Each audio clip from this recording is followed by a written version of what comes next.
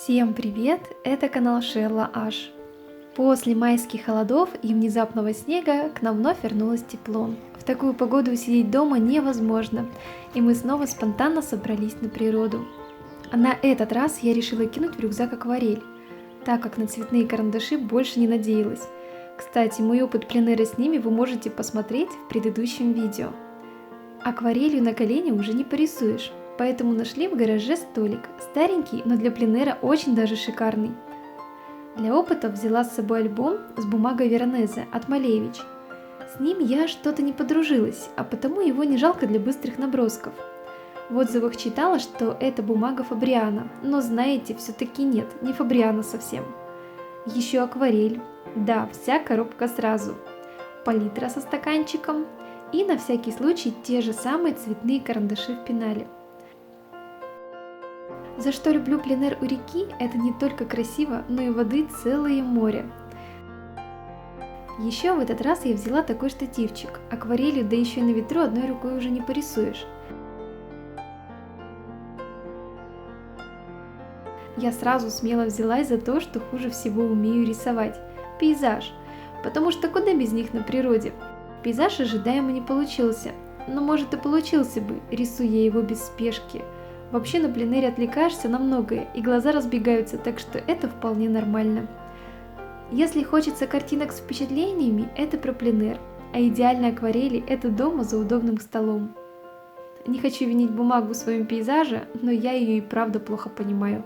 А еще у меня задача со звездочкой – рисовать сразу без наброска. Для меня это высший пилотаж, но время поджимает, поэтому рисую как пойдет. Если рисовать хорошо, то это будет медленно. На пленэре же хочется, как говорится, намахать кисточкой от души и побольше всего успеть.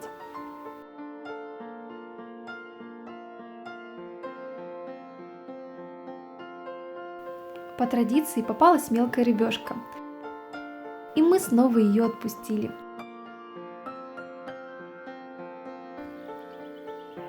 В каких-то определенных объектах мне проще разобраться, поэтому дальше нарисовала хохлатку. Плохо видно, что рисуешь, но обстановка очень и очень красивая.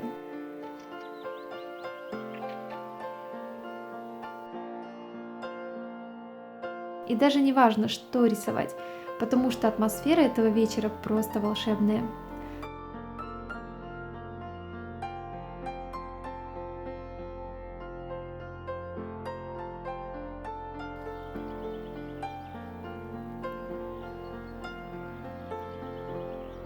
Как и в прошлый раз, решила повторить ветреницу, но уже в акварели. В лесу это, наверное, самый часто встречающийся цветок.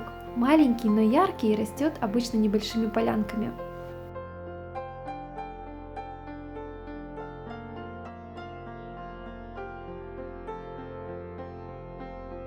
Добавила небольшой этюд с кислицей. Ее еще называют зайчья капустка. Что в этой бумаге мне не нравится, она ест цвет и очень долго сохнет. Зато градиент делать удобно, и получаются красивые потеки.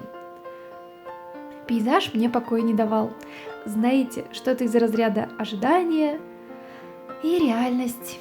Сначала я решила подправить его карандашами, а потом и вовсе попыталась взять реванш. Сделала набросок и немного залила его цветом. Мне он больше нравится, чем первый вариант.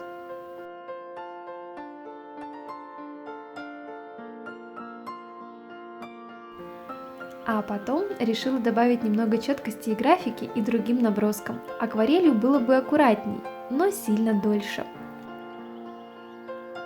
Под занавес попалась шишка. На этом телефон сел, и я даже не заметила как. На этот случай взяла с собой пауэрбанк. Всегда выручает. Что важно сказать про пленэр еще? Даже если ты знаешь материал, то солнце, ветер и спешка все равно сделают результат непредсказуемым. Вот вам сравнение. Ветреница, написанная в диких условиях, и ветреница за уютным столом. Обе без наброска и примерно за одно и то же время, но разница очевидна. Поэтому на пленэре вряд ли стоит писать тонко выверенные шедевры. Пленэр скорее про впечатление, про быстрое мгновение здесь и сейчас. Дома быстрые наброски акварелью, конечно, будут получаться в разы лучше. Посмотрите на эти нарциссы и тюльпаны. Все тоже без наброска и быстро, но в домашних условиях.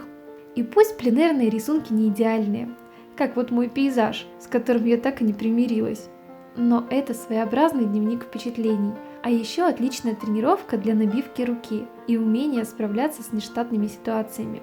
В этом пленэр похож на медитацию, наблюдение за природой, умение отпустить перфекционизм и пребывание здесь и сейчас. Солнце садится, и нам пора уходить. Надеюсь, это видео вдохновило вас на пленэр или просто добавило творческого настроения. Спасибо, что досмотрели этот видеоролик до конца. До встречи в новых видео и пока!